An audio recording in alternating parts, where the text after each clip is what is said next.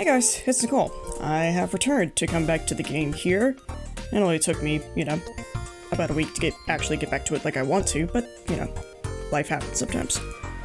So, we're just basically gonna continue where we left off, where you wake up the next day, essentially. But, yeah, let's go. It's morning when you awake. At least, it feels like morning. It's hard to tell when the sun has nowhere to seep through. Well, that's true. I was about to say, how would you know if it's day or night? Whatever. Your body feels well rested, continuing to sink into the soft mattress in hopes of staying there. As you glance around the room, you notice something on top of the bookcase. Pulling off the covers, you slip out of bed. There's a plate with a slice of pie. The aroma of butterscotch and cinnamon mingles in the air. Right next to it are your clothes, washed and folded with a note on top. It says, "Be good, alright?" Toriel's super sweet, I swear. You carefully set aside the note and change into your clothes. They're soft, with hints of linen and lavender. But the medley of butterscotch cinnamon pie calls to you. Eat the pie now or save it for later? Why would I save it for later? Would I be able to have it later if I save it? I'm not going to risk this too much with a question. I think... Let's go ahead and eat it now. That way I got that. You decide to eat the pie. Delicious harmonies of warmth and spice melt in your mouth. Just then, you feel the faint presence of someone's soul buzzing about. So is that just what a soul sounds like to us? It's like bzzz. You slip on your shoes and step into the hallway, curious of whom it could be. Glancing around, all you see are the golden flowers among the gray tones. There isn't anyone here. You decide to walk down the hallway until you reach the foyer. With each step you take, the energy of the soul's presence gets more and more boisterous. Until finally, it booms loud and clear. Papyrus!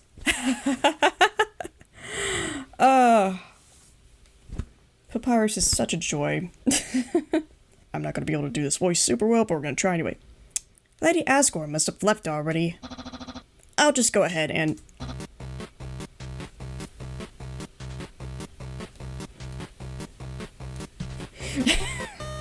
just get stuck with the soundtrack alone, It's fine. It's fine. Oh my god! Is that? That must be... It is! Oh my god! Hello, human. It is very nice to meet you. I, the great Papyrus, captain of the Royal Guard, have been expecting you. Oh, have you now? I've been awaiting this very moment since yesterday. Do not worry, I'm not here to capture you. Again, mentioning capturing again. I'm only here on very important royal business. I was watering the flowers. My brother Sans was supposed to be here with me. He told me he introduced me to you. However, he was napping all night. Napping all night? Do you mean like going to sleep like normally? And into the morning, as usual. Okay, so oversleeping. Ugh. Who needs 7-hour naps at night? Papyrus, the majority of the human population requires at least 8 hours of sleep.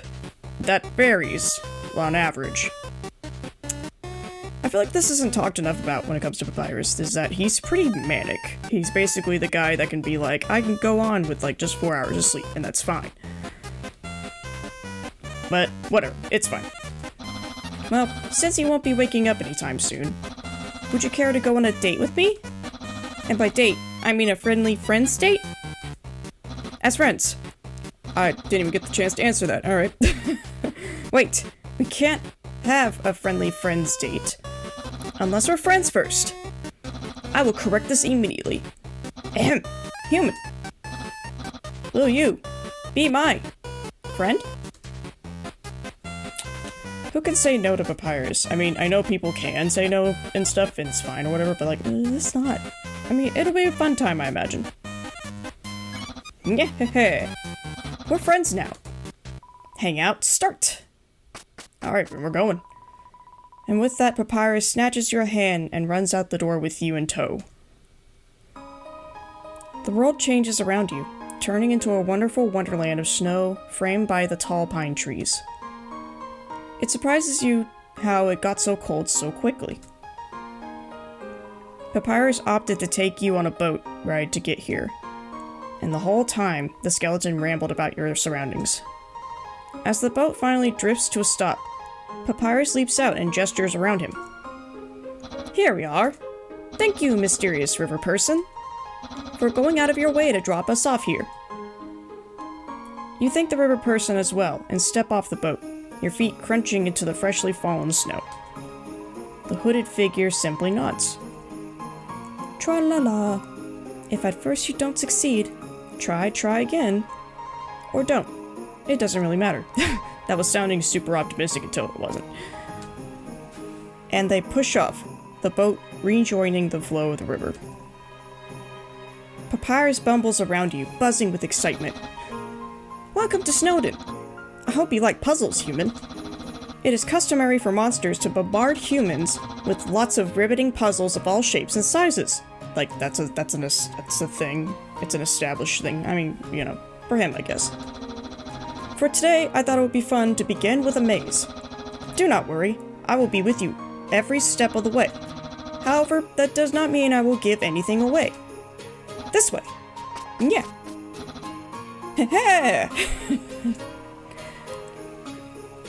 His comedy is definitely taken down here. You stick close as he leads the way. Despite his energy pouring out in spades, he takes extra care to guide you. The trees begin to overtake the path. Until finally, the path branches. Papyrus' marching comes to a halt. Well, human, prepare to be impressed. And thoroughly bamboozled. I don't know if I want to be impressed and bamboozled in one city. Oh no. I give you the Labyrinth of Twisting Confusion. Crafted and created by yours truly. Oh, nice. Take all the time you'd like to solve it. And if you get stuck, you can talk to me for encouragement. But know this, I will not reveal the correct answer. So human, which way would you like to go? Oh, okay, so we got straight, right, or talk. He said he'd tell us something to help us out, right? So ideally, probably talking would be good first. I thought a maze would be a pretty straightforward puzzle. But I think it's just challenging enough. This may be my quick, big brain skills stuff over here. But he just said they wouldn't tell us the answer, and so when he said straightforward, you think, oh, maybe he means straight. But it's the opposite of that, so it's the right. We're gonna go right. You tell Papyrus you'd like to go right. Very well, human. This way. And he whisks you away down the path you chose. You make your way along the snowy trail, the trees stretching out in front of you. Eventually, you reach another fork in the road. Here we are, another decision. Which way shall you go? Okay, so now we got left or right. I mean, if the whole talking to him thing works this last time, it'll work this time. We'll see. I believe in you, human. Aw, that's so sweet. I'm sure you'll get this one right. Okay, so he just said right. We're going left. You tell Papyrus you'd like to go left. Say no more, human. Left we shall go. And the two of you are racing through the maze again. Papyrus keeps an eye on you the whole way as he jogs by your side, leading you to the next area. You've come to a halt as the trail branches once again. You feel Papyrus' soul skipping with excitement. Here we are, human. The final part of this maze. I saved something a bit more challenging for the end.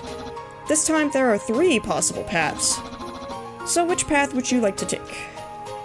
Okay, left, right, or straight? Okay, see if they'll give us the same format of answering the question. We're at the home stretch.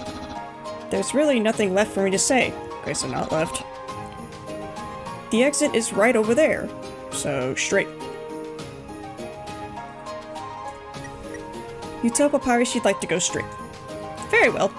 Shall we? We shall. Papyrus guides you down the path you picked, taking care so that you don't get lost. You both walk a little further through the area until Papyrus stops once again. He dashes a little ahead of you and throws his arms into the air. Woo!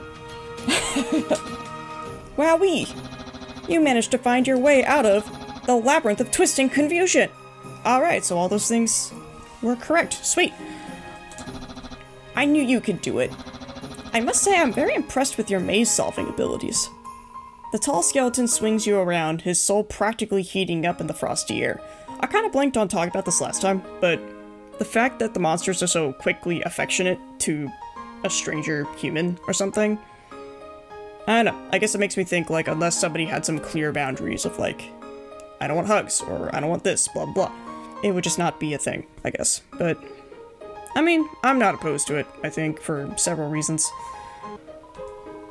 After a minute or two, he sets you back down and clears his throat. Now, this next puzzle is not made by me. It is made by my brother San. Oh, for God's sake, Sans. Uh-oh. On the ground in front of you is a mere piece of paper. You pick it up. Is this the same... word? No. Yeah, because it was a word search before.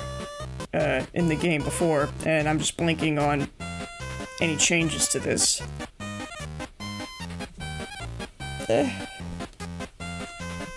Suddenly, you feel your personal bubble popped as Papyrus shoves his face next to yours, just having just like right here, like, hey, how's it going?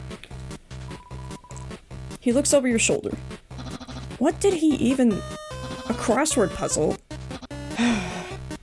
Human, I apologize on behalf of my brother. He provided you a puzzle so easy, it's insulting. Hey, hello. The snow crunches as Sans appears next to his brother. If Papyrus had eyeballs, he would have rolled them far back into his skull, so just basically like, ooh. Yeah, don't do that again. Oh, so you're finally awake, Sans. How very nice of you to join us. The human and I have already bonded. And we even solved the labyrinth of twisting confusion. Nice, bro. Yes, it is very nice. If you would like to accompany us, I was going to see if I could find more puzzles to pick at. But isn't it about time for you to water the throne room flowers again? Ah! You're right! How could I have almost neglected my duties? Human, we will pick this up later. Thank you for the wonderful time. Thank you, Papyrus. And Sans, perhaps you should recalibrate your puzzles. A crossword? Really? It's not even today's crossword puzzle. Were you doing anything important this morning? I was doing something very important. And what would that be? Sleeping. Ah! I don't have time for this. Look, Papyrus, I get it. You're not a big fan of somebody sleeping too much, but sleep is necessary, okay? And Papyrus runs off. Into the air, somehow crossing a non-existent bridge over your head. I do appreciate the fandom, like, questioning more of Papyrus's behavior and stuff as the time goes on. You know, lots of speculations. But, yeah.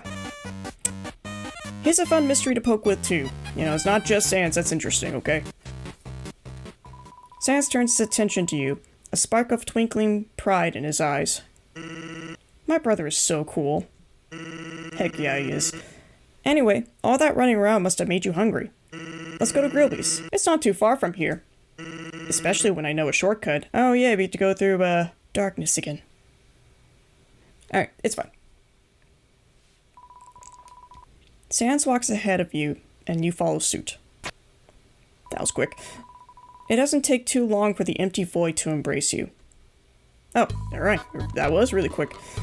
The lingering scent of snow and pine dissolves into the aroma of grease and sandalwood smoke. The frigid air that once pricked your skin melts with the fireplace's warmth. Patrons are engaging in delightful chatter as the smell of food and drinks entices you. I'll bet if this was real, like in real life, Grillby's would actually be really fun. Like, just kind of a cool place to hang out at, chill at, and stuff. Sans nudges you with his elbow. Fast shortcut, huh? Yeah, it is. He turns his attention to the patrons, greeting the room with a lazy shrug. Hey everyone. You trail behind him as he makes his way over to the bar. Various monsters turn to greet him as he walks by. Hey Sans. Hi Sans. Greetings, Sans. Hiya, Sansy. Why did I have to sound like that? Sans, weren't you here this morning? This morning? No, that couldn't have been me. I could barely get my ace to bellum out of bed. Is that a stroke saying you can't get your ass out of bed? A collective snickering bursts from the group. Sansy, save that for the show! Worried I'll turn up bone dry? Relax, I got a ton of material for tonight. A skeleton. You can't make the same damn puns! So much.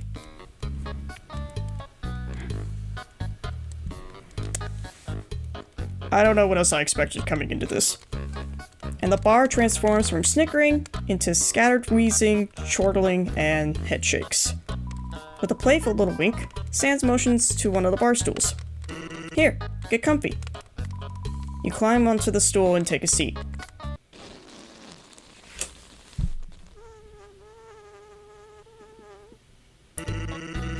He likes to repeat gags, I see. I mean, we knew that, and I should have been knowing that with this game. It's fine. Whoops, watch where you sit. Sometimes weirdos put whoopee cushions in the seats.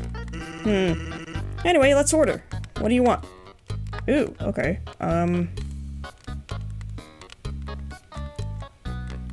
Let's do burger. 'Cause why not? Hey, that sounds pretty good. Oh, hey, there's Grilby. Sup, dude? Sans flags down a humanoid flame monster behind the bar. Grilby, we'll have a double order of the burg. Just gone, okay. Grilby nods and retreats into the back room. It's a little quieter without the sound of crackling flames. Somehow, he isn't setting the wooden floor on fire. Yeah, the entire bar would be on fire at that point. Sans interrupts your gawking. So, did you have a great time with my bro? I did. Papyrus is very great. Yeah, my brother's the coolest. You'd be cool too if you wore that costume all day. He's captain of the Royal Guard, which in my opinion is very impressive. The warmth returns as the bartender emerges from the back room. After setting the plates down in front of you, Grilby goes back to cleaning glassware.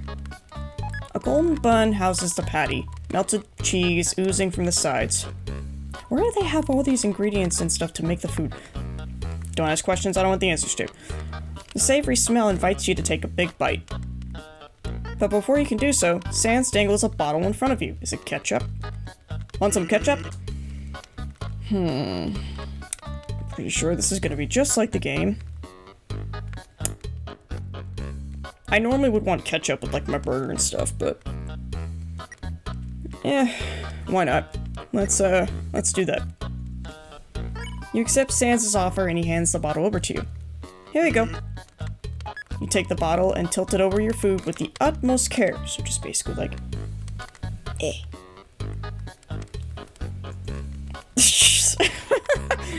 You're trying to be careful. Just kidding, you can't be careful with this. But it seems all your care is for naught. Now your brunch is swimming in a pool of red. Sans chuckles at the ketchup catastrophe. Oh, of course he is. He caused it, probably. How'd that happen, kiddo? Here, you can have mine. I'm not really hungry anyway. But then, bro, why are we here? Chuckling once again, he pushes his plate in your direction. Oh yeah, I wanted to ask you something. Do you know what love is? Do I want to be honest with him about this kind of thing? I mean, I feel like I would be by default, just because why would I lie about it? I don't gain anything for lying about it. At least I don't feel like I do.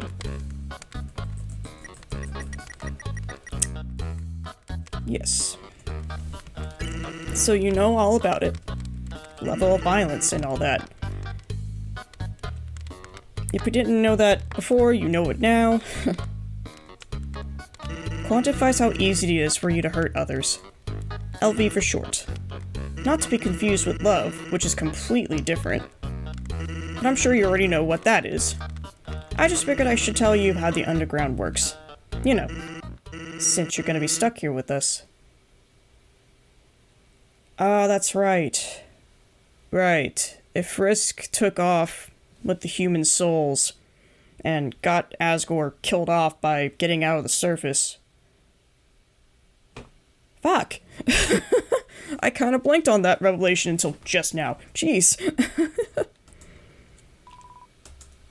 You ask Sans what he means by that. Yeah, sorry to be the bearer of bad news. You see, there's a barrier that traps everyone in the underground. And they say that the only way to shatter the barrier is with 7 human souls. But you're really the only human around right now. Asgore, did have 6 souls before you arrived.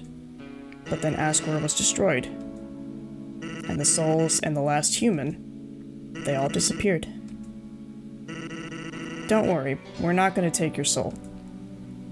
We're not even going to lay a scratch on you. And that's not just because of the decree.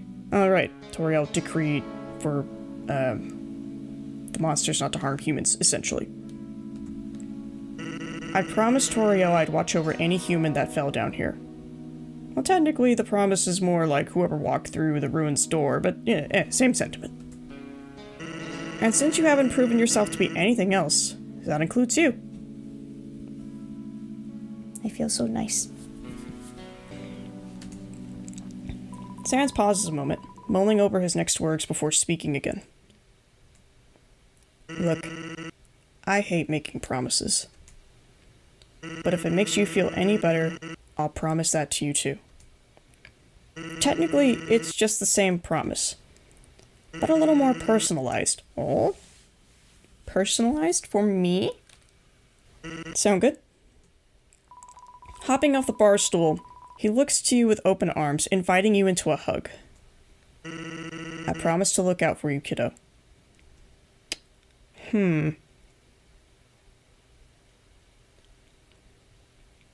Not sure if this will affect anything or not.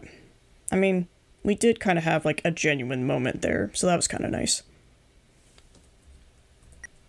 Let's hug.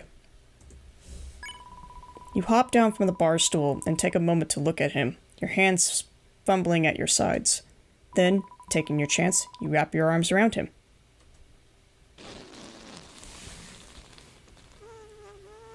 Done with this motherfucker. Anyway. Oh my god. So this is different. Sans bursts into laughter and you push him away with a snort. Whoopee cushion in the hoodie. Oh, that's a new one. That's a new gag I'm working on. Thanks for testing it out. Sure. Thanks, appreciate it. Now what do you say we get out of here? I actually have a favor I need to ask you. Oh, alright. I guess we're gonna move along to do something else now. He nods to Grilby behind the counter. Thanks, Grilby. Put it on my tab. Then he shuffles towards the door and you follow him out.